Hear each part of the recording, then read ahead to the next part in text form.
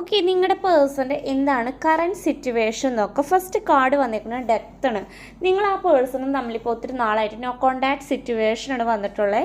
കാരണം ഈ പേഴ്സൺ ഇപ്പോൾ കമ്മ്യൂണിക്കേഷനും വളരെ കുറവാണ്. പക്ഷേ അവിടെ നിന്ന് ഒരു ട്രാൻസ്ഫോർമേഷൻ, ഒരു ചേഞ്ച് എന്തായാലും നിങ്ങളുടെ ലൈഫിലോട്ട് എന്തായാലും വരുന്നതായിരിക്കും. സെക്കൻഡ് കാർഡ് വന്നേക്കണമെന്ന് വെച്ച് കഴിഞ്ഞാൽ ഹൈ പ്രീസ്റ്റിൻ്റെ ഒരു കാർഡാണ് വന്നിട്ടുള്ളത്.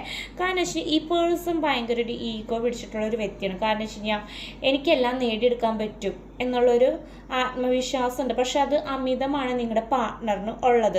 തേർഡ് കാർഡ് വന്നേക്കെന്ന് വെച്ചാൽ കിങ്ങിൻ്റെ ഒരു പ്രസൻസിൻ്റെ ഒരു കാർഡുണ്ട്. കിങ് ഓഫ് കപ്സ് ആണ് വന്നിട്ടുള്ളത്. കാരണം വെച്ച് കഴിഞ്ഞാൽ റിലേഷൻഷിപ്പ് കാർഡ് തന്നെയാണ് വന്നിട്ടുള്ളത്. കാരണം ഈ പേഴ്സൺ ഭയങ്കര ഒരു ഈഗോ ഉണ്ട്, എനിക്കെല്ലാം നേടാൻ കഴിയും. അത്യാവശ്യം നിങ്ങളുടെ പാർട്ട്ണർ അത്യാവശ്യം റിച്ച് ആയിട്ടുള്ള ഒരു പേഴ്സണാണ്. കാരണം വെച്ച് കഴിഞ്ഞാൽ ഫിനാൻഷ്യലി അത്യാവശ്യം നല്ല രീതിയിൽ സ്റ്റേബിൾ ആയിട്ടിരിക്കുന്ന ഒരു വ്യക്തിയാണ്. കാരണം വെച്ചാൽ ഫിനാൻഷ്യലി യാതൊരു രീതിയിലും പ്രോബ്ലം, പക്ഷേ അതിൻ്റെ ഒത്തിരി ഈഗോ ഉണ്ട് നിങ്ങളുടെ പാർട്ട്ണറിന്, എല്ലാം നേടിയെടുക്കാൻ കഴിയും.